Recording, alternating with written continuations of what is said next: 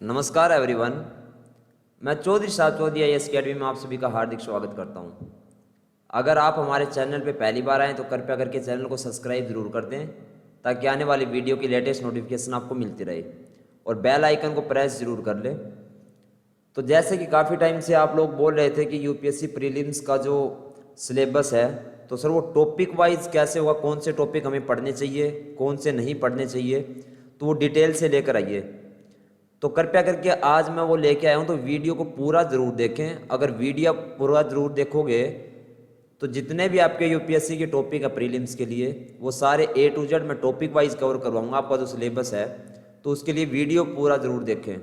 अगर आप वीडियो पूरा ज़रूर नहीं देखेंगे तो आपको समझ में नहीं आएगा कौन से टॉपिक हमें करने हैं, कौन से नहीं करने हैं। मेरी तरफ से मैंने पूरी कोशिश की है कि जितने भी टॉपिक हैं UPSC के लिए इम्पोर्टेंट प्रीलिम्स के लिए वो सारे आपको अच्छे से समझाऊं। तो कृपया करके वीडियो ज़रूर देखें। तो चलिए स्टार्ट करते हैं। सबसे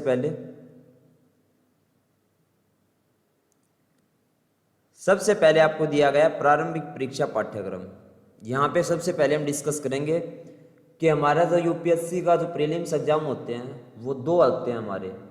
एक होता है हमारा GS का और दूसरा होता है हमारा CSAT का। और हमारा जो GS होता है उसके ऊपर हमारा क्या होता है, कट ऑफ बेस पे होता है। वो हमारी जो कट ऑफ होती है प्रीलिम्स की वो उसी के द्वारा निर्धारित होती है। और CSAT का जो हमारा पेपर होता है, जो सेकंड पेपर होता है प्रीलिम्स का, वो सिर्फ और सिर्फ क्वालिफाइंग होता है। नेक्स्ट हम देखेंगे कि जो दोनों प्रश्न पत्र होते हैं हमारे क्वेश्चन पेपर वो 200-200 नंबर के होते हैं। पहला जो हमारा प्रश्न पत्र होता है वो GS का होता है। इसमें 100 क्वेश्चन आपसे पूछे जाते हैं। 2 नंबर का आपका एक क्वेश्चन होता है, तो 200 नंबर का आपका क्वेश्चन पेपर होता है। दूसरा आपका जो क्वेश्चन पेपर होता है वो CSAT का होता है। उसमें आपको यहाँ पे आपको क्या होता है, GS में 2 नंबर का क्वेश्चन होता है एक, और यहाँ पे आपका 2.5 नंबर का आपका एक क्वेश्चन होता है। वहाँ पे आपके GS में 100 क्वेश्चन पूछे जाते हैं और CSAT में आपसे 80 क्वेश्चन पूछे जाते हैं। इसके बाद में नेक्स्ट होगा हमारा जो दोनों प्रश्न पत्र होते हैं हमारे, दोनों में ही नेगेटिव मार्किंग होती है। अगर आपके 3 उत्तर गलत हो जाते हैं तो आपका जो एक सही उत्तर के बराबर का जो अंक होता है वो काट लिया जाता है। आगे आप देखेंगे कि CSAT में जो निर्णय क्षमता से संबंधित जो क्वेश्चन होते हैं हमारे, उनके गलत उत्तर के लिए जो अंक होते हैं वो नहीं काटे जाते हैं, उनमें नेगेटिव मार्किंग नहीं होती है। इसके बाद में नेक्स्ट हमारा होगा कि हमारा पहले GS जो हमारा वो क्या होता है, उसके ऊपर हमारी कट ऑफ जो होती है वो निर्धारित करती है। और CSAT हमारा क्या होता है, सिर्फ क्वालिफाइंग होता है।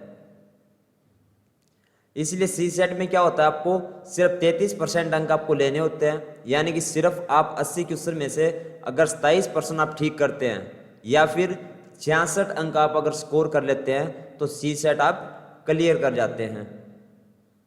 और अगर आप 66 नंबर से कम अगर आपके मार्क्स आते हैं तो आप CSAT में क्या होता है, आपको फेल मान लिया जाता है। और उसके बाद में अगर आप 27 क्वेश्चन से कम करते हैं तो भी आपको फेल माना जाता है। तो CSAT में जितना हो सके कोशिश करो कि 27 क्वेश्चन आपके डेफिनेटली सही हो, क्योंकि इसमें जो पासिंग परसेंटेज है वो सिर्फ इन्होंने 33% रखी है। इसके बाद में हम प्रीलिम्स GS1 के बारे में देखेंगे, उसका सिलेबस। प्रीलिम्स GS1 हमारा, तो इसमें यहाँ पे मैं आपको सिर्फ बताऊंगा कि कौन से टॉपिक हैं। उसके बाद में उन टॉपिक के अंदर कौन से इंपॉर्टेंट टॉपिक है वो बाद में डिस्कस करेंगे। तो मैं पहले भी बोल चुका हूँ, कृपया करके वीडियो पूरा जरूर देखें ताकि आप अच्छे से उन चीज़ों को समझ पाएं। तो सबसे पहला हमारा टॉपिक क्या होता है, राष्ट्रीय और अंतर्राष्ट्रीय महत्व की सामयिक घटनाएं, यानी कि current event of national and international importance. Second topic किससे पूछे जाते हैं, भारत का इतिहास और भारतीय राष्ट्रीय आंदोलन, यानी कि history of India and Indian national movement के बारे में। थर्ड हमारा क्या होता है, भारत एवं विश्व का भूगोल, भारत एवं विश्व का प्राकृतिक सामाजिक आर्थिक भूगोल, यानी कि Indian and world geography, physical social economics geography of India and the world. तीसरा टॉपिक हमारा ये होता है, इससे क्वेश्चन आते हैं। फिर चौथे किस टॉपिक से पूछे जाते हैं, वो हमारा होगा भारतीय राजतंत्र और शासन, संविधान, राजनीतिक प्रणाली, पंचायती राज, लोक नीति, अधिकारों संबंधी मुद्दे, यानी कि Indian polity and governance, next constitution, political system, जो हमारा पंचायत राज है उसके रिलेटेड, पब्लिक पॉलिसी और राइट इश्यू, इससे टॉपिक से हमारे क्वेश्चन पूछे जाते हैं। फिफ्थ हमारा होगा आर्थिक और सामाजिक विकास, तत्व विकास, गरीबी, समावेशन, जनसंख्या की, सामाजिक क्षेत्र में की गई पहल, यानी कि इकोनॉमिक्स एंड सोशल डेवलपमेंट से क्वेश्चन आते हैं। Sustainable development, poverty, inclusion, demographic, social sector initiatives. इसके बाद में सिक्स जो हमारा टॉपिक होता है जिससे क्वेश्चन पूछे जाते हैं प्रीलिम्स में, वो होगा हमारा पर्यावरणीय परिस्थितिकी, जैव विविधता, जलवायु परिवर्तन संबंधी सामान्य मुद्दे जिनके लिए विषयगत विशेषज्ञता आवश्यक नहीं है, यानी कि general issue on environments, ecology, biodiversity, climate change that do not require subject specialization. और लास्ट टॉपिक हमारा जीएस का क्या होता है, सामान्य विज्ञान यानी कि जनरल साइंस। और अब हम डिस्कस करेंगे कि इनमें से जो मोस्ट इंपॉर्टेंट टॉपिक होते हैं वो आपके कौन से होते हैं। तो आपका सबसे पहले होगा जीएस 1 में क्या होता है, history of India and Indian national movement में आपके कौन से टॉपिक इंपॉर्टेंट है वो डिस्कस करेंगे। तो ये हमारा जो सेक्शन होता है इसमें हमने कम से कम 10 से 12 क्वेश्चन जो है हर साल पूछे जाते हैं। तो हो सकता है कि 12 की बजाय यहाँ पे 10 की बजाय 12 हो जाए, 12 की बजाय 14 हो जाए, एक दो ऊपर नीचे हो सकता है, लेकिन 10 से 12 क्वेश्चन हर साल पूछे ही जाते हैं। और इस सब्जेक्ट के दो पार्ट होते हैं, पहला हमारा होता है हिस्ट्री ऑफ इंडिया और दूसरा होता है हमारा इंडियन नेशनल मूवमेंट। अब इनमें कौन से होते हैं उसको डिस्कस करते हैं। तो सबसे पहले हमारा क्या होगा, हिस्ट्री ऑफ इंडिया सब्जेक्ट में जो एंशिएंट हिस्ट्री है, मिडिवल हिस्ट्री है तथा मॉडर्न हिस्ट्री के टॉपिक्स आते हैं। और मॉडर्न हिस्ट्री में इंडियन नेशनल मूवमेंट से जुड़े टॉपिक्स पर ज़्यादा हमें ध्यान देना चाहिए, क्योंकि एस्पिरेंट्स को इंडियन नेशनल मूवमेंट बहुत ज़्यादा डीपली आपको पढ़ना चाहिए, क्योंकि ज़्यादातर जो सवाल पूछे जाते हैं वो इसी टॉपिक से आते हैं। कौन से टॉपिक से, इंडियन नेशनल मूवमेंट। इसको मैं कहूँगा कि आप बहुत ज़्यादा अच्छे से तैयार करें और इसको डीपली पढ़ें और एक्सप्लेनेशन के साथ पढ़ें। आपको इस पे ज़्यादा टाइम देना चाहिए, इंडियन नेशनल मूवमेंट पे। इसके बाद में हमारा क्या होगा, इसके बाद में हमारा होगा एंशिएंट हिस्ट्री से हमें क्या पूछा जाता है। तो एंशिएंट हिस्ट्री में हमारा क्या होता है, एंशिएंट हिस्ट्री में हमारे 4 से 6 क्वेश्चन पूछे जाते हैं। और एंशिएंट हिस्ट्री में 4 से 6 की बजाय हो सकता है कि 6 से 8 भी पूछे जा सकते हैं, लेकिन 4 से 6 मोस्टली पूछे जाते हैं। तो इसमें आपको क्या क्या पढ़ने की ज़रूरत है, तो सबसे पहले यहाँ पे आप क्या पढ़ें, प्राचीन सभ्यताएं। उसके बाद में आपका क्या रहेगा, वैदिक काल को भी आप पढ़ें इसमें से। थर्ड होगा हमारा बौद्ध तथा जैन धर्म की जो विशेषताएं होती हैं उसके बारे में भी आप ज़रूर पढ़ें। फिर जो हमारे मंदिरों का जो निर्माण होता है उनके आर्किटेक्चर से रिलेटेड जो हमारे क्वेश्चन होते हैं वो चीज़ें भी आप अच्छे से तैयार कर लें। फिर उसके बाद में हमारा प्राचीन काल में दक्षिण भारत के राज्य, जो हमारा प्राचीन काल था उसमें दक्षिण भारत के राज्य से रिलेटेड अगर आपको कुछ मिलता है तो वो भी आप जरूर तैयार करें। फिर उसके बाद हमारा होगा मौर्य वंश।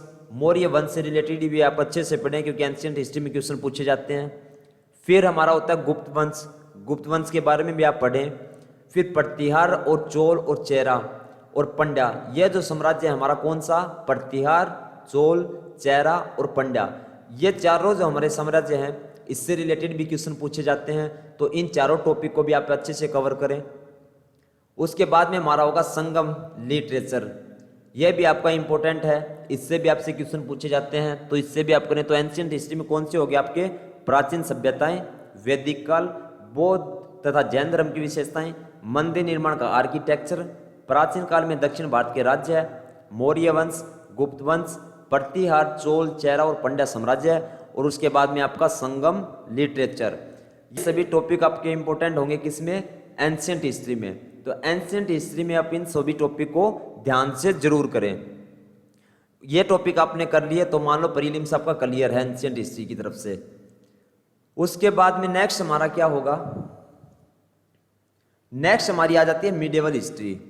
मिडिवल हिस्ट्री में क्या है, मिडिवल हिस्ट्री में आपके बहुत कम क्वेश्चन पूछे जाते हैं। मैं ये कहूँगा कि 2 से 4 क्वेश्चन पूछे जाते हैं, क्योंकि मोस्टली क्या होता है मॉडर्न हिस्ट्री जो हमारी मिडिवल हिस्ट्री है, मिडिवल हिस्ट्री हम पढ़ते भी नहीं है, बहुत कम पढ़ते हैं। मैंने तो पढ़ी नहीं है मिडिवल हिस्ट्री इतनी, लेकिन फिर भी क्वेश्चन पूछे जाते हैं 2 से 4। अगर आप चाहते हो कि मेरे 2 से 4 नंबर भी 2 से 4 क्वेश्चन भी मेरे ठीक हों तो मिडिवल हिस्ट्री आप कर सकते हो। तो मिडिवल हिस्ट्री में आपका क्या होता है, 2 से 4 क्वेश्चन पूछे जाते हैं। इसमें आपको मिडिवल हिस्ट्री में अगर आपको इम्पोर्टेंट पढ़ना भी है तो आप कौन कौन से टॉपिक करें, जो हमारी दिल्ली सल्तनत थी उसके जो पीरियड थे उसके बारे में आप पढ़ सकते हैं। फिर मुगल काल है उससे रिलेटेड भी क्वेश्चन आते हैं तो वो भी पढ़ सकते हैं। अकबर के शासन के बारे में, अकबर का जो शासनकाल था उसके बारे में आप ऑल टोटली पढ़ें। फिर हमारा तुगलक वंश जो था उससे रिलेटेड क्वेश्चन भी आ सकते हैं, वो भी आप पढ़ सकते हैं। सूफी आंदोलन हो गया। फिर आपका राजस्थान के जो शासक थे, राजस्थान में कौन से शासक हुए हैं, कौन से पीरियड में हुए हैं, वो सब आपको पढ़ने चाहिए। फिर प्रमुख युद्ध जो हमारे हुए हैं, प्रमुख जितने भी वॉर हुए हैं हमारे, वो सारे आपको पढ़ने चाहिए। प्रमुख शासकों के प्रशासन के बारे में भी हमें पढ़ना चाहिए, क्योंकि जो हमारे प्रमुख शासक रहे हैं उनके प्रशासन के बारे में भी क्वेश्चन पूछे जाते हैं। और लास्ट हमारा क्या बच जाता है, यूरोपियन शक्तियों का भारत आगमन, जो यूरोपियन जो शक्तियाँ थी वो भारत में कब आई, ये वो सब चीज़ें आपको पढ़नी चाहिए। इनके बीच संघर्ष, ये सब भी आपका इम्पोर्टेंट होगा। तो मिडिवल हिस्ट्री में इम्पोर्टेंट टॉपिक आपके कौन से होंगे, दिल्ली सल्तनत, और फिर मुगल काल, अकबर के शासन के बारे में, तुगलक वंश के बारे में पढ़ो आप, सूफी आंदोलन, राजस्थान के शासक, प्रमुख युद्ध, प्रमुख शासकों के प्रशासन के बारे में, और यूरोपीय शक्तियों का भारत आगमन और इनके बीच संघर्ष। ये सभी जो टॉपिक होंगे आपके, ये मिडिवल हिस्ट्री के टॉपिक हैं आपके सारे, और इम्पोर्टेंट टॉपिक हैं। जो इम्पोर्टेंट टॉपिक हैं बिल्कुल आपको आज मैं सिर्फ वही बताऊंगा। ये टॉपिक आप कर लें सारे के सारे जितने मैं आज बताऊंगा, तो प्रीलिम्स आप आराम से निकाल सकते हो। उसके बाद में हम नेक्स्ट पढ़ेंगे, ये आ जाती है आपकी मॉडर्न हिस्ट्री। मॉडर्न हिस्ट्री भी इम्पोर्टेंट है। मॉडर्न हिस्ट्री में आपको क्या क्या पढ़ना चाहिए, मुगल साम्राज्य के पतन के, जो मुगल साम्राज्य के पतन के बारे में जितनी भी आपको मिलता है वो सारी चीज़ें आप पढ़ो। भारत में कंपनी शासन का उदय कैसे हुआ, ये वो सब चीज़ से रिलेटेड जितने भी आपके पास मिलते हैं वो सब आप बुक में पढ़ें। 1857 के संघर्ष के जो कारण थे उनके बारे में भी आप पढ़ें, क्योंकि क्वेश्चन पूछे जाते हैं इसमें से भी। संघर्ष के नेता, इससे रिलेटेड क्वेश्चन भी आते हैं। फिर 1857 के बाद कंपनी का शासन और बदलाव, कि उसमें कौन से उनके शासन थे, कौन से बदलाव हुए, वो सब चीज़ें भी आप पढ़ें। फिर उसके बाद कांग्रेस पार्टी का गठन कैसे हुआ था, उससे रिलेटेड, कांग्रेस पार्टी से रिलेटेड आपको जो भी कुछ भी मिलता है वो आप ज़रूर पढ़ें। फिर उसके बाद में हमारा क्या होता जाता है, सामाजिक आंदोलन और उनसे जुड़े जो लीडर्स हैं उनके बारे में भी आप ज़रूर पढ़ें। कौन से टॉपिक होंगे आपके मॉडर्न हिस्ट्री के, मुगल साम्राज्य के पतन, भारत में कंपनी शासन का उदय, 1857 के संघर्ष के कारण, संघर्ष के नेता, 1857 के बाद कंपनी का शासन और बदलाव, कांग्रेस पार्टी के गठन से जुड़े तथ्य, और लास्ट आपका सामाजिक आंदोलन। और फिर उसके बाद में उनसे जुड़े जो लीडर्स थे हमारे, जो हमारे जितने भी सामाजिक आंदोलन हुए हैं और उनसे कौन से लीडर्स का कनेक्शन था, वो सब चीज़ें आपकी मॉडर्न हिस्ट्री के जो आपको स्क्रीन पे दिख रहे होंगे, आप राइट डाउन भी कर सकते हैं इन सभी को। कोई ऐसा टॉपिक आपका नहीं बचेगा ये वीडियो देखने के बाद कि आपका प्रीलिम्स का कोई टॉपिक पीछे रह जाए। जितने भी इंपॉर्टेंट टॉपिक होंगे आपके जिनसे क्वेश्चन आते हैं वो सारे टॉपिक मैं कवर करवा रहा हूँ इसमें। तो मैं बार बार कह रहा हूँ वीडियो को पूरा ज़रूर देखें, नहीं तो समझ में नहीं आएगा आपको कुछ भी। और अगर आपके आसपास कोई अगर तैयारी कर रहा है इस चीज़ की, यूपीएससी की, तो उसके साथ भी शेयर जरूर करें। क्या पता किसी सेल्फ स्टडी करने वाले बच्चे की हेल्प हो सकती है। जो कोचिंग ज्वाइन नहीं कर सकते तो उनको आप ज़रूर शेयर करें। जितना ज़्यादा शेयर करेंगे हो सकता है किसी का भला और आपको दुआएं दे कि हाँ मुझे एक सेल्फ स्टडी के लिए मुझे अच्छा सिलेबस मिल गया। इसके बाद में हम डिस्कस करेंगे इंडियन नेशनल मूवमेंट में इवेंट्स की टाइमलाइन। जो हमारी इंडियन नेशनल मूवमेंट है और उनमें इवेंट्स की जो टाइमलाइन है हमें उनको भी पढ़ना चाहिए। इससे हमारा क्या होगा कि इवेंट का जो साधारण हमें सामान्य जो ज्ञान होगा, जो जनरल हमारी नॉलेज होगी इवेंट्स की, उसके बारे में हमें ज्ञान हो जाएगा। राष्ट्रीय स्तर के आंदोलनों जैसे हमारे असहयोग आंदोलन, आपको ये भी पढ़ना चाहिए। भारत छोड़ो आंदोलन इत्यादि को भी आपको विस्तृत रूप से पढ़ना चाहिए। कौन कौन से आपको असहयोग आंदोलन और भारत छोड़ो आंदोलन, इस टॉपिक को भी आपको डीपली पढ़ना चाहिए, एक्सप्लेनेशन के साथ पढ़ना चाहिए। यह भी आपके लिए इंपॉर्टेंट रहेगा मॉडर्न हिस्ट्री से। फिर आपका क्या रहेगा, महात्मा गांधी तथा जवाहरलाल नेहरू से जुड़ा हुआ हर एक तथ्य याद कर लेना चाहिए। क्या है यहाँ पे, महात्मा गांधी और जवाहरलाल नेहरू से जुड़े आपको कोई भी टॉपिक मिलता है तो उसको आप अच्छे से प्रिपेयर करें, क्योंकि यहाँ से भी आपको क्वेश्चन पूछे जाते हैं। उसके बाद में आपका क्या होगा, कांग्रेस के अधिवेशन और उनकी अध्यक्षता। ये भी बहुत ज़्यादा मोस्ट इंपॉर्टेंट मैं कहूँगा कि क्या चीज़, कांग्रेस की अधिवेशन और उनकी अध्यक्षता, ये भी इंपॉर्टेंट है, इसको भी आप अच्छे से तैयार कर लें। और मैं ये कहूँगा कि आपकी जो एंशियंट, मॉडर्न और मिडिवल जो हिस्ट्री है, इसको आप ना एक स्टोरी की तरह पढ़ो। कैसे पढ़ो, स्टोरी की तरह, तब आपको याद होता है। अब ऐसे याद नहीं रहता कि हमारा पानीपत का युद्ध कब और कहाँ हुआ था, अगर याद कर लेंगे तो हम भूल जाते हैं। और एक हम उसको पूरा डीपली पढ़ें, एक्सप्लेनेशन के साथ पढ़ें कि ऐसे ऐसे हुआ था, इनके बीच हुआ था, यहाँ पे हुआ था, इतने लोगों को ये हुआ था, वो तो डीपली चीज़ों को पढ़ें आप हिस्ट्री को याद रखने के लिए। तो उससे क्या होगा, आपको हिस्ट्री का पूरा स्टोरी की तरह आपको याद रह जाएगा वो टॉपिक। इसके बाद में हम नेक्स्ट करेंगे जो हमारा जीएस का पार्ट है, थर्ड पार्ट जो हमारा था, जो शुरुआत में हमने बोले 7 पार्ट, सातों पार्ट यहाँ पे हम कवर करेंगे। उसके बाद में थर्ड पार्ट हमारा क्या है, Indian and world geography, physical, social, economics, geography of India and the world. इससे आपके कौन से इंपॉर्टेंट टॉपिक रहते हैं वो कवर करेंगे। तो ये भी जो आपका सेक्शन है इंडियन एंड वर्ल्ड ज्योग्राफी का, ये भी आपके लिए बहुत इंपॉर्टेंट है, क्योंकि यहाँ पे बहुत ज़्यादा क्वेश्चन आपसे पूछे जाते हैं। 15 से 17 क्वेश्चन तक आपको यहाँ पे पूछे जा सकते हैं। तो यहाँ पे हम देखेंगे physical, social, economic, geography of India and the world का मतलब है कि ज्योग्राफी से जुड़े हर प्रकार के क्वेश्चन, जितने भी ज्योग्राफी से जुड़े हैं वो सारे यहाँ पे इंपॉर्टेंट होंगे आपके लिए। और इस सेक्शन से 15 क्वेश्चन तक आ सकते हैं। इस सेक्शन में हमारे कितने क्वेश्चन आ सकते हैं, 15 क्वेश्चन। तो इसको छोड़ने की तो सोचना ही मत, और अच्छे से प्रिपेयर करो। 15 क्वेश्चन का मतलब हो गया आपके 30 नंबर सिक्योर हो जाते हैं, क्योंकि जीएस में एक क्वेश्चन 2 नंबर का आता है, तो 30 नंबर सिक्योर हो गए आपके यहाँ पे। तो इस टॉपिक को बहुत अच्छे से करें। आईएएस प्रीलिम्स परीक्षा में भारतीय भूगोल से काफ़ी ज़्यादा मात्रा में प्रश्न पूछे जाते हैं, और ये थोड़ा जरूर है कि जो हमारा ज्योग्राफी का जो सब्जेक्ट है ये थोड़ा साइंटिफिक जरूर है, तो इसमें आपको थोड़ा पढ़ने में दिक्कत आती है। लेकिन जितना भी करें ध्यान से करें, क्योंकि इस सेक्शन में जितने भी टॉपिक्स आपके हैं वो सभी इम्पोर्टेंट होते हैं। और अगर आपको कुछ समझ में नहीं आता है तो हो सकता है, मैंने यूट्यूब पे चैनल है हमारा, तो उसको सब्सक्राइब कर लें। उसमें भी अगर आपको किसी प्रकार की दिक्कत आती है तो आप कमेंट करके बता सकते हैं, ताकि उस टॉपिक को अगले दिन जो लेक्चर हम करवाते हैं उसमें हम कवर कर दें पीछे वाले टॉपिक को जो आपको नहीं समझ में आया हो। इसके बाद में हमारा नेक्स्ट क्या होगा, इसमें जो रिलेटेड नेक्स्ट हमारा देखेंगे, इसमें हम टॉपिक वाइज किस किस से हमारे क्वेश्चन आते हैं ज्योग्राफी से।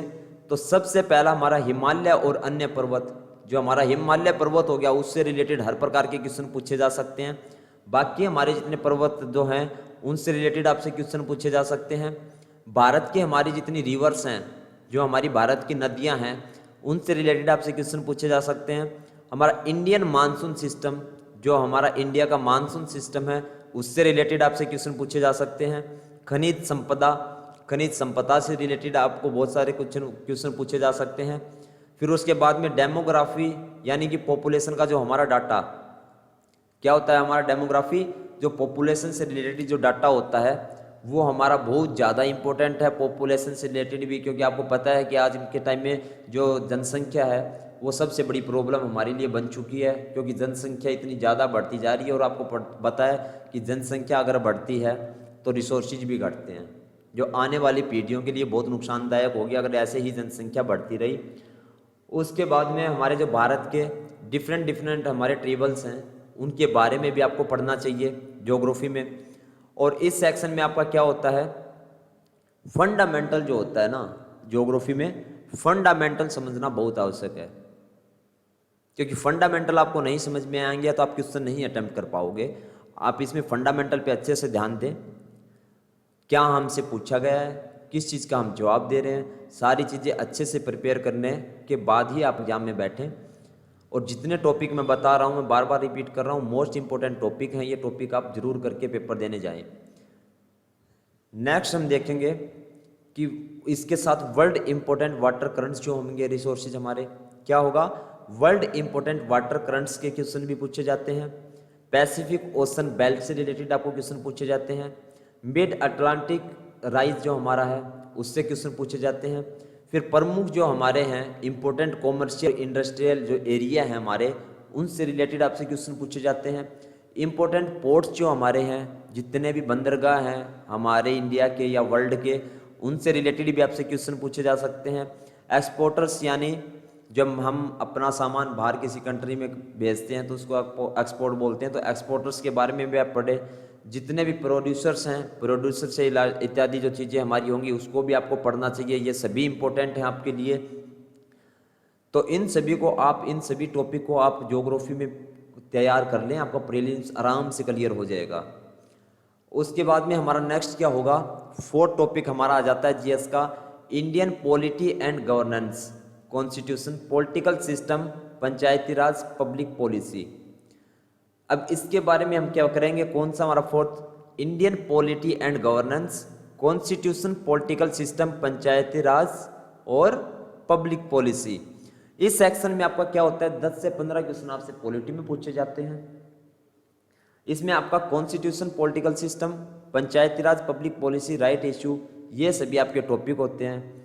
और इसमें आपको क्या होता है कि आपको कॉन्स्टिट्यूशन ऑफ इंडिया की पूरी जानकारी होनी चाहिए, और वो भी आपको अच्छे से जानकारी होनी चाहिए, क्योंकि जितने भी पॉलिटी में पूछे जाते हैं वो सारे हमारे कॉन्स्टिट्यूशन के ही क्वेश्चन होते हैं।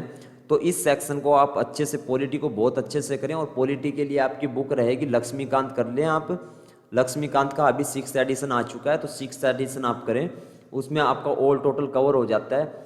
इसके अलावा हमारे कौन से टॉपिक होते हैं पॉलिटी से, इसके बाद हमारा होता है संविधान हमारा कैसे कार्य करता है, जो कानून बनते हैं वो कैसे बनते हैं, जो लॉ रूल्स एंड रेगुलेशन हम चेंज करते हैं या नए बनाते हैं तो वो कैसे बनते हैं हमारे, जो हमारा इंडिया है, कोई भी कंट्री होती है वो कैसे चलती है, तो हमारा देश कैसे चलता है, उससे रिलेटेड टॉपिक आप पक्का कर लें। हमारी जो गवर्नमेंट्स होती हैं वो कैसे काम करती है, कैसे है उनकी काम करने की जो है वे है उनका काम करने का, कैसे वो डिसीजंस लेती हैं, उनसे रिलेटेड जितने भी आपके टॉपिक्स हैं वो कवर कर लें। केंद्र तथा राज्य सरकार हमारी, जो हमारी सेंट्रल और जो स्टेट गवर्नमेंट है उससे संबंधित जितने भी टॉपिक्स हैं उसको कवर कर लें। कौन कौन से संविधान कैसे कार्य करता है, कानून कैसे बनते हैं, देश कैसे चलता है, सरकारें कैसे काम करती हैं, और हमारी जो सेंट्रल और स्टेट गवर्नमेंट है उनसे संबंधित ये सभी टॉपिक आपके पॉलिटी में इम्पोर्टेंट है। इन सभी टॉपिक को आप प्रीलिम्स के लिए कवर कर लें। नेक्स्ट हम करेंगे पंचायती राज। हमारा पंचायती राज आ गया, जो पॉलिटी में ये दिया गया था अलग से एक। तो पंचायती राज में आपको क्या है कि पंचायती राज आपने वहाँ पे देखा होगा पॉलिटी का, जहाँ पे हमारा स्टार्ट हुआ ये फोर्थ, वहाँ पे अलग से लिखा हुआ था पंचायती राज को। तो पंचायती राज में आपको क्या पढ़ना है, जो हमारी कमेटीज़ हैं उनको अच्छे से पढ़ें आप, जो रिकमेंडेशन है उनको आप अच्छे से करें, और इससे जुड़े हमारे जितने भी आर्टिकल्स होते हैं उनको भी हमें अच्छे से करना चाहिए। कौन से, जो हमारी कमेटीज़ हैं, रिकमेंडेशंस हैं और आर्टिकल्स जो हैं हमारे पंचायती राज से जुड़े, उन सभी टॉपिक्स को आप बहुत ज़्यादा अच्छे से कवर करें। अच्छे से आप पढ़ेंगे तो हमारे पंचायती राज में इसी से क्वेश्चन पूछे जाते हैं, किससे, कमेटीज़, रिकमेंडेशंस और जो हमारे संवैधानिक जो आर्टिकल्स हैं उनसे रिलेटेड क्वेश्चन आपसे पंचायती राज में पूछे जाते हैं। नेक्स्ट हम करेंगे पब्लिक पॉलिसी। पब्लिक पॉलिसी में आपसे क्या पूछा जाता है, जो हमारी पब्लिक पॉलिसी होती है सबसे पहले उसका मतलब क्या होता है, सरकार की विभिन्न विषयों के लिए एक पॉलिसी और उसके क्रियान्वयन के लिए क्या क्या प्रोग्राम होते हैं। तो इसमें आपको जो पॉलिसी है, हमारी पब्लिक पॉलिसीज हैं कि कौन सी पॉलिसी गवर्नमेंट ने बनाई है, वो करंट की भी आप पढ़ें, पहले कौन सी पॉलिसी बन चुकी है उससे रिलेटेड आप पढ़ें। उसके बाद में प्रोग्राम्स जो हैं जो सरकार ने लागू किए हैं, कोई भी प्रोग्राम सरकार जो लागू करती है उन सभी के या लागू किए हैं पीछे या करने वाली है, तो उन सभी को आप, उन टॉपिक्स को आप अच्छे से पढ़ लें। तो इससे पब्लिक पॉलिसी सिर्फ आपको इन 2 टॉपिक्स में से क्वेश्चन मोस्टली पूछे जाते हैं। नेक्स्ट हम करेंगे, इसके बाद में हमारा नेक्स्ट टॉपिक जो दिया गया था 5th नंबर टॉपिक जीएस का, उसके बारे में तो देखते हैं। अभी हमारा एक और रह जाता है राइट इश्यूज। राइट इश्यूज का हमारे टॉपिक में हमारा क्या होगा, राइट इशू से हमारा तात्पर्य क्या होता है? भारत के नागरिकों को मिलने वाले अधिकार और उनसे जुड़े मुद्दे। राइट इशू में क्या होता है हमारा? राइट इशू का मतलब होता है कि हमारे भारत को नागरिकों के कौन कौन से अधिकार मिले हैं और उनसे जुड़े मुद्दे कौन कौन से हैं। तो इसमें जैसे कि हमारा आधार हो गया, राइट टू प्राइवेसी हो गया, फंडामेंटल राइट जो हमारे हैं वो हो गए, जो सुप्रीम कोर्ट के डिसीजंस हो गए हमारे, ये सब चीज़ें क्या होती है आपकी राइट इश्यूज हैं। और राइट इश्यूज के इंपॉर्टेंट टॉपिक आपके पॉलिटी से यही रहेंगे, कौन से? Aadhaar, right to privacy, fundamental right और सुप्रीम कोर्ट के डिसीजंस। इन सभी टॉपिक को आप राइट इश्यूज टॉपिक को कवर करने के लिए आप अच्छे से तैयार कर लें तो राइट इश्यूज का टॉपिक भी आपका कवर हो जाएगा। तो पॉलिटी का जितना भी था मैंने अभी आपको बता दिया है। पॉलिटी के लिए ये सब अगर आप पढ़ लेंगे तो प्रीलिम्स के लिए पॉलिटी आपकी कवर है। कहीं भी प्रीलिम्स में पॉलिटी को लेकर आप नहीं अटकने वाले हैं। जितने क्वेश्चन आपके आएंगे आप अच्छे से उनका अटेम्प्ट कर पाओगे अगर जितने टॉपिक आपको बताएं सिर्फ आपने वो कर लिए तो। फिफ्थ हमारा आ जाता है इकोनॉमिक एंड सोशल डेवलपमेंट। क्या आ जाता है? Economic and social development. इसमें आपका क्या होता है? टॉपिक कौन कौन से दिए थे वहाँ पे? Sustainable development, poverty inclusion, demographic, social sector initiatives. तो इसमें आपको क्या करना है? इकोनॉमिक्स में आपको पता है कि पढ़नी है आपको 9th और 10th की इकोनॉमिक्स आपको पढ़नी है। और इसमें क्या होता है आपका कोई भी अगर आपको टॉपिक दिया गया तो सभी हमारे इंपॉर्टेंट होंगे। इकोनॉमिक्स एंड सोशल डेवलपमेंट का मतलब हमारा यहाँ पे क्या होगा? भारत का इकोनॉमिक डेवलपमेंट वो कैसे हुआ था तथा उसका सामाजिक विकास यानी कि सोशल डेवलपमेंट पर क्या असर पड़ा। और सस्टेनेबल डेवलपमेंट का बेसिक कॉन्सेप्ट बहुत ही हमारा इम्पोर्टेंट है क्योंकि जो हमारी सस्टेनेबल डेवलपमेंट है उसकी डेफिनेशन जो है बहुत बार एग्जाम में पूछी जा चुकी है। तो इस टॉपिक को आप बहुत ज़्यादा अच्छे से कर लें। इकोनॉमिक्स में कौन से हो गए? इकोनॉमिक एंड सोशल डेवलपमेंट का मतलब है भारत का इकोनॉमिक डेवलपमेंट। और किससे रिलेटेड क्वेश्चन पूछे जाते हैं? इसका डेवलपमेंट, इकोनॉमिक जो डेवलपमेंट है वो कैसे हुआ था और उसका सामाजिक विकास यानी कि सोशल डेवलपमेंट पर हमारे क्या असर पड़ा था। तो उससे रिलेटेड क्वेश्चन आपसे पूछे जाते हैं। और सस्टेनेबल डेवलपमेंट की जो हमारी बेसिक कॉन्सेप्ट है वो बहुत ज़्यादा इंपॉर्टेंट है क्योंकि बहुत बार एग्जाम में इसकी डेफिनेशन पूछी जा चुकी है। तो आप इसकी डेफिनेशन अच्छे से तैयार कर लें। इसके बाद में नेक्स्ट हमारा होगा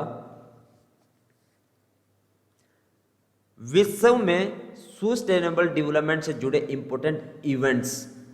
इसके बाद में नेक्स्ट टॉपिक आपको कौन सा करना है? सस्टेनेबल डेवलपमेंट से जुड़े इंपॉर्टेंट जो इवेंट्स हैं उन इवेंट्स को आपको अच्छे से पढ़ना चाहिए।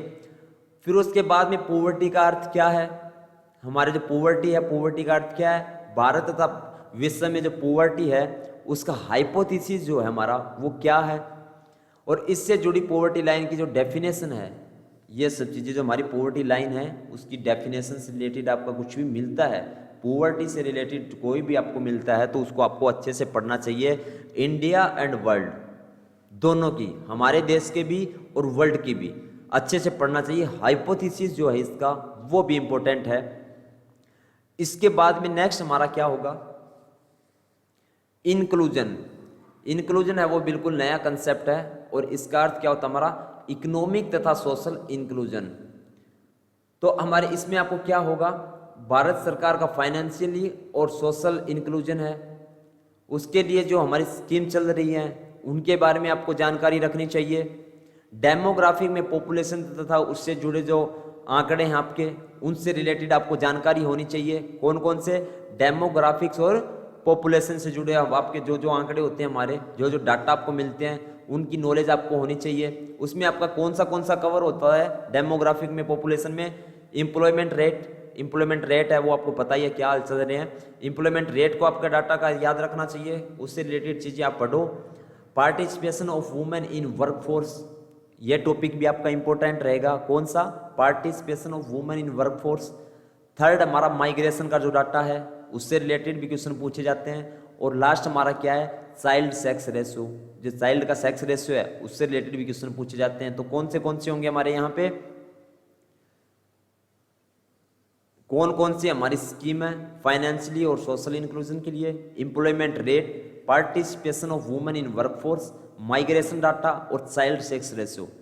इन सभी टॉपिक को आप पढ़ें तो आपका जितना भी है वो कवर हो जाएगा।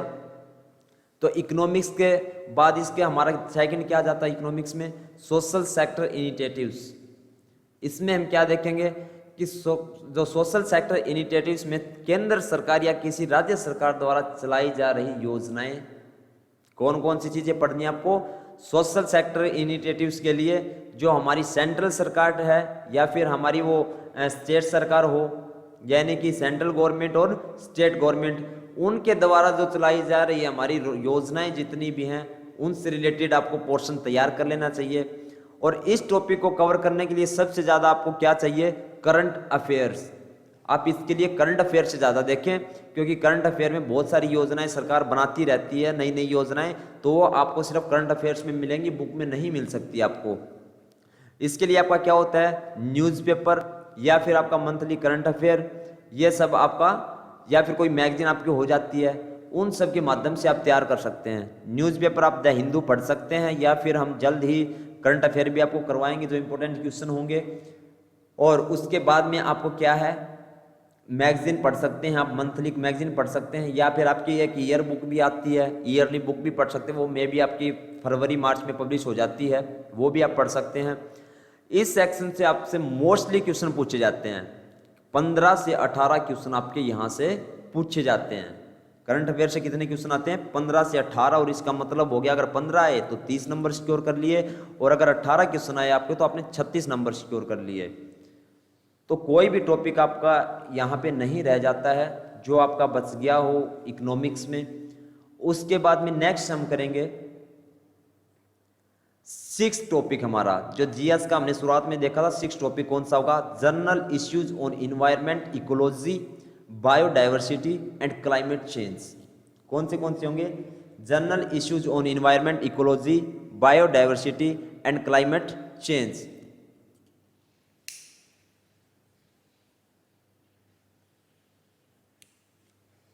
इसमें आपका क्या क्या होगा, इन्वायरमेंटल जो हमारी साइंस होगी उससे रिलेटेड, इकोलॉजी, बायोडाइवर्सिटी तथा क्लाइमेट चेंज, इन सभी से आपको क्वेश्चन पूछे जाते हैं इस सेक्शन से। और अभी जो हमारा हाल ही में पीछे जो एग्जाम हुए हैं, जो प्रीलिम्स का हमारा एग्जाम हुआ था, इस सेक्शन से बहुत ज़्यादा सवाल आपसे पूछे गए थे।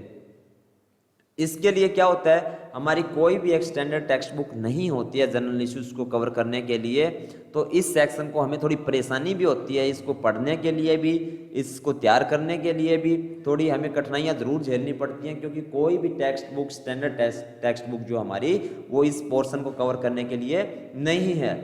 कोई भी आपको सोर्स मिलता है इससे रिलेटेड, जनरल इश्यूज से रिलेटेड, आप वहाँ से इस सेक्शन को अच्छे से तैयार कर सकते हैं। इसमें आपको principle of environment and ecology, concept in biodiversity, climate change phenomena and detail से ये सब चीजें आपको पढ़नी चाहिए।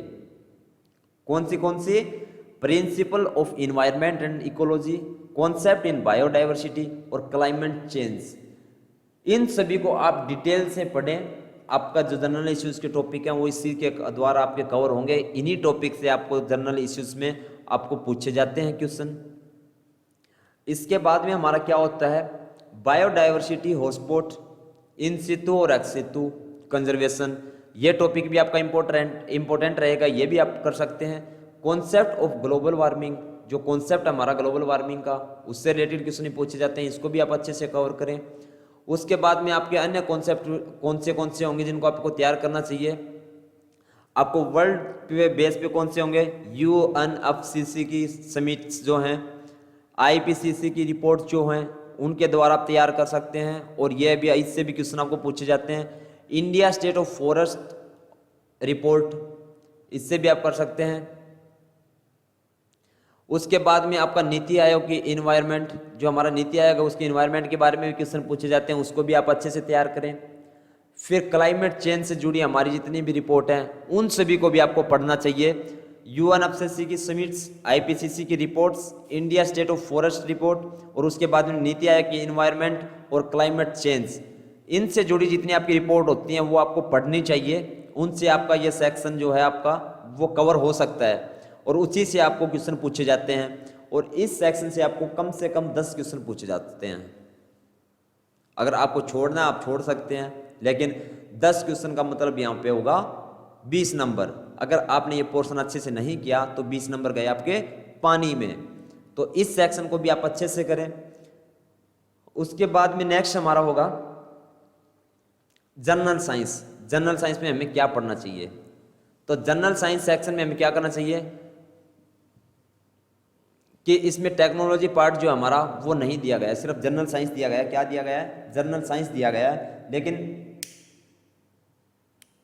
टेक्नोलॉजी का कहीं भी नाम नहीं है कि, लेकिन फिर भी क्या होता है यूपीएससी में टेक्नोलॉजी से जुड़े भी क्वेश्चन हमें पूछे जाते हैं। और वो कहां से पूछे जाते हैं? करंट इवेंट से। इसलिए हमें क्या करना चाहिए? जनरल साइंस टेक्नोलॉजी के लिए करंट अफेयर से आपको इसको तैयार करना चाहिए। करंट अफेयर से आपको मोस्टली क्वेश्चन इससे पूछे जाते हैं और इसमें लगभग आपको 8 क्वेश्चन पूछे जाते हैं। 8 से 10 भी हो सकते हैं आपके, 8 से 6 भी हो सकते हैं, लेकिन जहां तक पूछे गए हैं एवरेज बेस पे हमने यही निकाला है, इतने क्वेश्चन पूछे जाते हैं। इसको आप कहाँ से तैयार कर सकते हो? फिजिक्स, केमिस्ट्री और बायोलॉजी। किस क्लास की? 10th क्लास तक की। ये अगर आप पढ़ लेंगे तो ये सेक्शन आपका वहाँ पे कवर हो जाता है। उसके बाद में नेक्स्ट टॉपिक आपको कौन सा पढ़ना चाहिए? जो न्यूक्लियर हमारी एनर्जी है और उसके बाद में हमारी जो रिन्यूएबल एनर्जी है उससे जुड़े भी क्वेश्चन आपसे पूछे जा सकते हैं। तो उन टॉपिक्स को भी आपको कवर करना चाहिए। कौन से? न्यूक्लियर एनर्जी और रिन्यूएबल एनर्जी। इन टॉपिक्स को भी आप अच्छे से तैयार कर लें क्योंकि इनसे भी आपसे क्वेश्चन पूछे जाते हैं। इसके बाद आपका क्या रहेगा?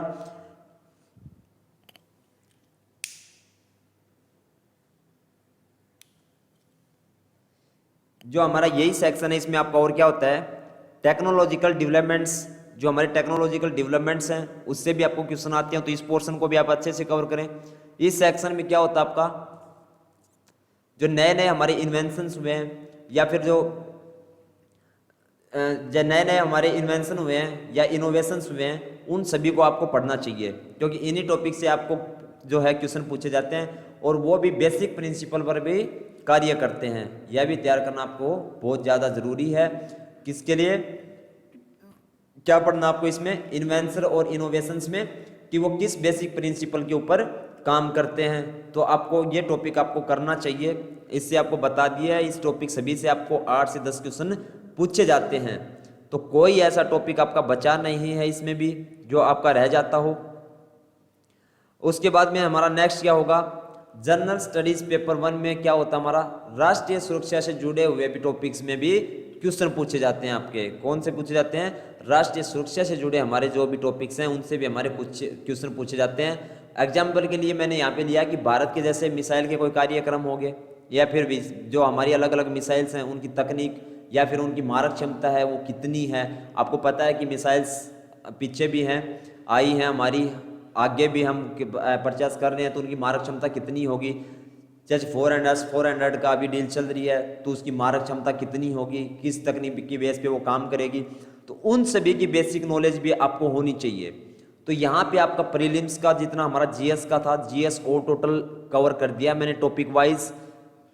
मैं फिर आपको कहूँगा वीडियो पूरा ज़रूर देखना। इसके बाद में दूसरी जो वीडियो आएंगी उनमें आप है ना कमेंट्स में अपने जितने भी ऑप्शनल आपके सब्जेक्ट हैं, जो ऑप्शनल सब्जेक्ट हैं जिस बच्चे के, वो भी भेज दे। मैं सेम ऐसे ही उन पे भी वीडियोस बना दूंगा। इसके बाद में हमारा प्रीलिम्स तो कवर हो चुका है जो हमारा जीएस का था। अब जीएस 2 हमारा सी सेट बच जाता है। तो सी सेट के लिए हमारे कौन से टॉपिक इंपॉर्टेंट होंगे? सी सेट का देखो ये है, सी सेट में आपको टॉपिक दे रखे, थोड़ा बहुत मैं आपको बता दूंगा, लेकिन बाकी देखो सी सेट में क्या है? मैथ्स है। मैथ्स और रीजनिंग के लिए देखो अब क्या ही कह सकते हैं, देखो यही है कि क्या ही कह सकते हैं, क्योंकि सी सेट का क्या है आपको पता है, मैथ्स एंड रीजनिंग है मोस्टली। तो मैथ और रीजनिंग में आपको पता है जो टॉपिक दे दिया तो आपको कवर करना पड़ेगा, प्रैक्टिस करनी पड़ेगी, क्योंकि मैथ सिर्फ आपको प्रैक्टिस से आ सकता है। बहुत सारे बच्चे कहते हैं कि सर मैथ और रीजनिंग तो बिल्कुल आता ही नहीं, क्योंकि मैथ और रीजनिंग इसलिए नहीं आता आपको क्योंकि आप प्रैक्टिस करते नहीं है। प्रैक्टिस नहीं करेंगे तो मैथ और रीजनिंग तो आपको आने से रहा, क्योंकि मैथ प्रैक्टिस मांगता है। जितना आप प्रैक्टिस करेंगे मैथ आपका उतना ही ज़्यादा स्ट्रॉन्ग बनता जाएगा। तो इसमें चलो देखते हैं सी सेट में आपका क्या क्या होता है, क्योंकि जीएस का तो ऑलरेडी मैं बता चुका हूँ। तो पूरा वीडियो जरूर देखें। मैं बार बार कह रहा हूँ, कोई ऐसा टॉपिक नहीं बचेगा, कुछ भी आपको बाहर किसी बंदे से पूछने की जरूरत नहीं कि मैं सेल्फ स्टडी में प्रीलिम्स के लिए कौन सा टॉपिक करूँ। बुक के लिए आपका रहेगा, जो बुक होगी कौन सी बुक इंपॉर्टेंट है, क्या क्या आपको पढ़ना चाहिए, नेक्स्ट वीडियो में लेके आऊँगा, उसमें बता दूंगा। कि पहले ही वीडियो बहुत ज़्यादा बन चुकी है, ये बहुत लेंथी हो चुकी है, 40-50 मिनट की ये वीडियो बनेगी टोटल।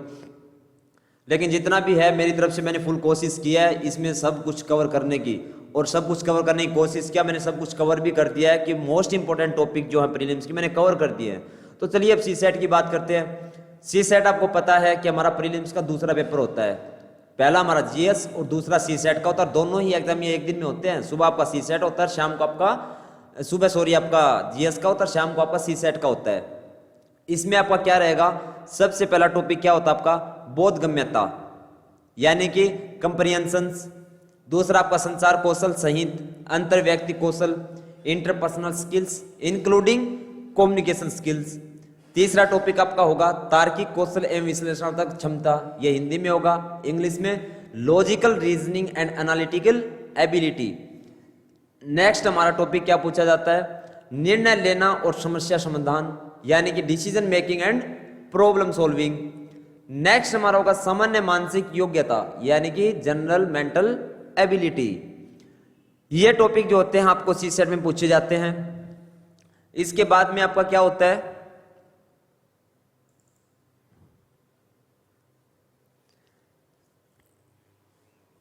इसके बाद में आपका क्या होता है कि आधारभूत संख्याएं और उनके संबंध, विस्तार क्रम आदि। मैथ आपका कहां तक पहुंचा जाता है, 10वीं कक्षा तक का। आपका जो सीसेट में मैथ आता है कब तक का आता है, 10वीं क्लास तक का। अगर आपने मैथ कर लिया तो आपका सीसेट आप आराम से इजीली कवर कर सकते हो, इजीली आप पेपर क्रैक कर सकते हो। आंकड़ों का निर्वचन, इसमें क्या होता है, चार्ट, ग्राफ, तालिका, आंकड़ों की पर्याप्तता तथा ये आपका 10वीं बेस का है। सारा 10वीं बेस तक आपके सब ये आपके जो टॉपिक है वो कवर हो जाते हैं। अगर इंग्लिश में बात करें तो basic numeracy, number and their relations, orders of magnitude, किस लेवल का, 10th लेवल का। डाटा इंटरप्रिटेशन, इसमें क्या होता है, चार्ट, ग्राफ, टेबल और डाटा सफिशिएंसी। ये सब चीजें आपसे इसमें पूछी जाती है और ये भी किस बेस तक की आती हैं, 10th बेस तक की आती हैं। इसमें आपका मैथ जो रहेगा, ये सारी चीजें आपको किस लेवल की पूछी जाती हैं, सिर्फ 10th लेवल तक की आपको पूछी जाती हैं। उसके बाद में नेक्स्ट हमारा क्या होगा, आईएएस प्रीलिम्स का जो है हमारा ये बेसिक नॉलेज आपकी, कि आईएएस प्रीलिम्स का पहले मैं कवर कर चुका हूं कि आपकी ये जनरल स्टडीज का पेपर नंबर 2 है। और इसमें क्या होता है, इसको हम सीसेट कहते हैं और मोस्टली हम आईएएस सीसेट के नाम से जानते हैं क्योंकि आईएएस के नाम से ही जाना जाता है पेपर यूपीएससी का मोस्टली। ये आपका सिर्फ क्वालिफाइंग होता है, जबकि जीएस1 जो आपका होता है उस पर आपकी कट ऑफ होती है। इसमें आपको क्या होता है, 200 नंबर का आपका पेपर होता है, 80 क्वेश्चन आपसे पूछे जाते हैं। एक क्वेश्चन 2.5 नंबर का आपका एक क्वेश्चन होता है।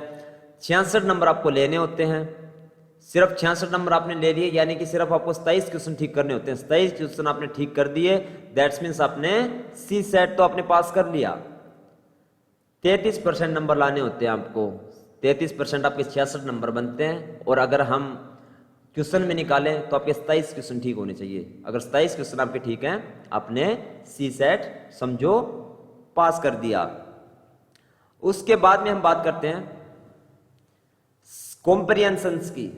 तो सबसे ज्यादा जो आपके क्वेश्चन पूछे जाते हैं वो कॉम्प्रिहेंशंस में ही पूछे जाते हैं। और इसमें आपकी किसकी जांच की जाती है, एकाग्रता की जांच की जाती है। और इसमें आपका और क्या देखती है यूपीएससी, कि अभ्यर्थी जो है वो कैसे इनको पढ़कर उसमें दिए गए संदेश को भली भांति समझ पाता है।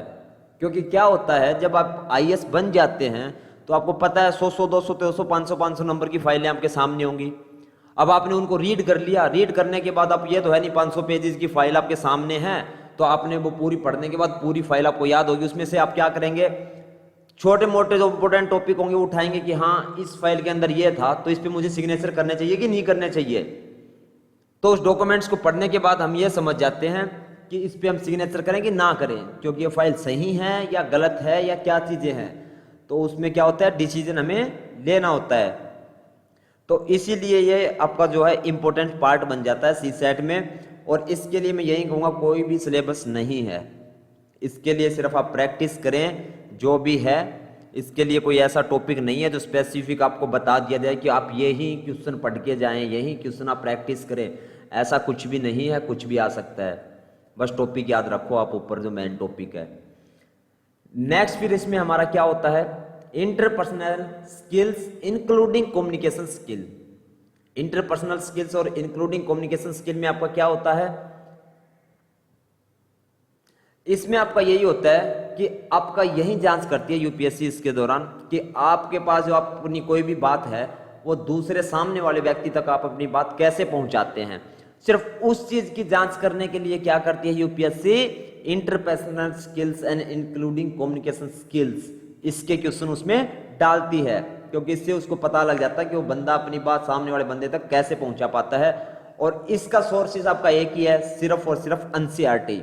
आप एनसीईआरटी पढ़ते रहें, जितनी ज्यादा आप एनसीईआरटी पढ़ेंगे एनसीईआरटी से ही आपका ये टॉपिक कवर हो जाएगा। उसके बाद में नेक्स्ट हमारा क्या टॉपिक है, logical reasoning and analytical ability. क्या टॉपिक है, logical reasoning and analytical ability. इसमें आपका क्या कहता है, आपका क्या होता है कि आपकी तार्किक जो आपकी सोच होती है कि आप कितना दिमाग लगा पाते हो किसी चीज में। आपको पता है रीजनिंग में क्या होता है, उल्टे पुल्टे क्वेश्चन दिए होते हैं, उसमें आप करते रहो, उसमें आपका दिमाग का खेल होता है। आपने सही दिमाग लगा दिया, क्वेश्चन आपका एकदम करेक्ट। इसके बाद में आपका इसके लिए भी देखो कोई ऐसा नहीं है कि आपको स्पेसिफिक कोई टॉपिक बता दिया जाए कि इसी से क्वेश्चन आएंगे, कहीं से भी आ सकते हैं। अगर आप समझ पाते हैं, मेरे से ज़्यादा अगर समझ पाते हैं तो आप प्रीवियस क्वेश्चन पेपर देख लें। अगर आप समझ पाते हैं, मुझे तो ऐसा कुछ लगा नहीं, तो मैं तो रीजनिंग के क्वेश्चन जो सामने आता है वही करना शुरू कर देता हूँ। उसके बाद में नेक्स्ट हमारा टॉपिक क्या होगा सी सेट का, decision making and problem solving. क्या होगा, decision making and problem solving. आपको क्या होता है, जब आप इस फील्ड में जाते हैं तो सबसे मेन मैटर आपका क्या करता है, डिसीजन। कहीं भी देख लो आप, एक गलत डिसीजन, एक लाइफ को लेके मैं एग्जांपल लेता हूं, मान लो हमें कोई लाइफ का डिसीजन लेना है, अगर वो डिसीजन हमने सही ले लिया तो हमारी लाइफ सक्सेसफुल है।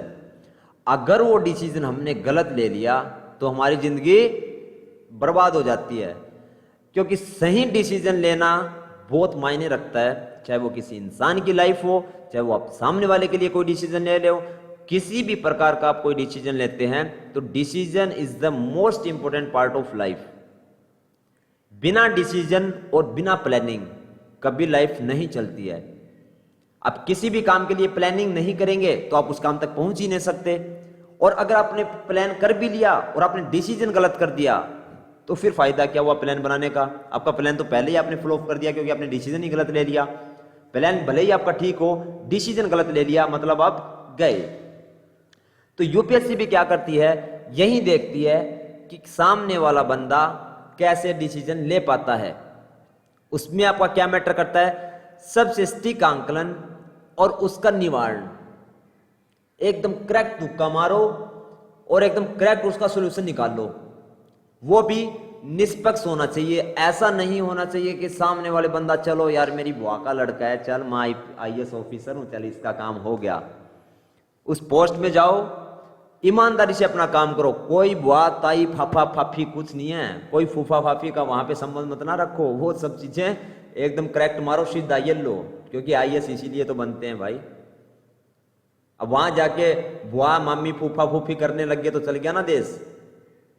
तो सभी IAS aspirants, best of luck all of you. सभी देख रहे हैं ना वीडियो मेरी, उनसे यही उम्मीद करूंगा कि जिस दिन आप आईएएस बन जाएं, निष्पक्ष फैसले लेना, ईमानदारी से अपनी जॉब करना। इसमें आपकी सिर्फ यही देखी जाती है कि आपकी क्वालिटी जो है डिसीजन मेकिंग की वो कैसी है। इसीलिए ऐसे क्वेश्चन पूछे जाते हैं। किसी भी प्रॉब्लम को सॉल्व करने के लिए सबसे सस्टेनेबल तथा मोस्ट फैसिबल सॉल्यूशन क्या हो सकता है, इस बात का परीक्षण इस सेक्शन में आपसे किया जाता है। इस सेक्शन में यही देखते हैं किस प्रकार आप किसी भी चीज का डिसीजन ले पाते हैं। इसके बाद में नेक्स्ट हमारा होगा जनरल मेंटल एबिलिटी। क्या होगा, जनरल मेंटल एबिलिटी यानी कि जीएमए यानी कि सामान्य मानसिक क्षमता। इसमें आपका क्या होता है, इसमें आपका यह चेक किया जाता है कि आप कैसे चीजों को सीखते हैं, कैसे निर्देशों को, जो रूल्स रेगुलेशंस हैं उनको कैसे समझते हैं, कैसे आप समस्याओं को हल करते हैं। यह सब आपका देखा जाता है जनरल मेंटल एबिलिटी के अंदर। इसमें आपका क्या होता है, आपके जीएमए के परीक्षणों में ऐसे पैमाने शामिल है जो विशिष्ट निर्माणों जैसे कि मौखिक, यांत्रिक, संख्यात्मक, सामाजिक और स्थानिक क्षमता को मापते हैं। और इसी सब चीजों को मापने के लिए आपसे जनरल मेंटल एबिलिटी के क्वेश्चन यूपीएससी में पूछे जाते हैं। इसके लिए भी कोई स्पेसिफिक ऐसी कोई बुक नहीं है, कोई ऐसा सोर्स नहीं है, कोई ऐसा टॉपिक नहीं है जो आपको बताना पड़े। इसके बाद में आपका क्या जाता है, डाटा इंटरप्रिटेशन और डाटा सफिशिएंसी। क्या जाता है, डाटा इंटरप्रिटेशन और डाटा सफिशिएंसी। ये सेक्शन जो आपका रहेगा मोस्ट इंपोर्टेंट रहेगा, इससे हर साल क्वेश्चन आपसे पूछे जाते हैं। और डाटा इंटरप्रिटेशन सही पॉलिसी मेकिंग के लिए सबसे ज्यादा जरूरी है। जब कोई भी पॉलिसी हम बनाते हैं तो उसके अंदर हम यही देखते हैं, डाटा इंटरप्रिटेशन करते हैं और उसी के लिए आपसे यूपीएससी क्वेश्चन पूछती है। तो इस टॉपिक को भी आप अच्छे से कवर कर लें। कोई स्पेसिफिक सोर्स या कोई ऐसा है नहीं, फिर भी मैथ्स की, रीजनिंग की मैं आपको जरूर बुक बता दूंगा। जब मैं बुक के लिए नया वीडियो बनाऊंगा तो उसमें मैं डाल दूंगा कि आप ये जो हैं कहां से आप कवर कर सकते हैं।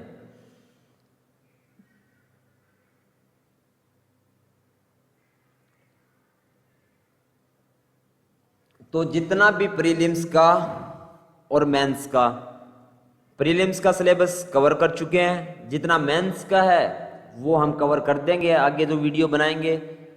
पूरी वीडियो देखने के बाद भी आपको अगर कोई डाउट रहता है तो साथ के साथ आप कमेंट कर देना, मैं जरूर उनके लिए नेक्स्ट वीडियो में कवर करूंगा या आपके कमेंट का जरूर जवाब दूंगा जो सही होगा। और जितना हो सके सेल्फ स्टडी करने वाले बच्चे हैं उनके साथ वीडियो को शेयर करें। सब्सक्राइब का मैं कह के थक चुका हूं, प्लीज सब्सक्राइब ना ही करें आपका मन ना हो तो, क्योंकि कहते हैं ना एफर्ट्स हम कर रहे हैं। आप एक सब्सक्राइब करने में अगर आपको लग रहा है ना कि कुछ बड़ा गलत काम कर देंगे हम एक सब्सक्राइब करके, तो सब्सक्राइब करने रहने दें, वीडियो जरूर देख लें ताकि आपको किसी प्रकार की कोई दिक्कत ना हो। उसके बाद में नेक्स्ट वीडियो में हम कवर करेंगे सारे के सारे आपके ऑप्शनल सब्जेक्ट। तब तक के लिए आप ये वीडियो पूरा जरूर देख लें। नेक्स्ट वीडियो आने तक बाय बाय।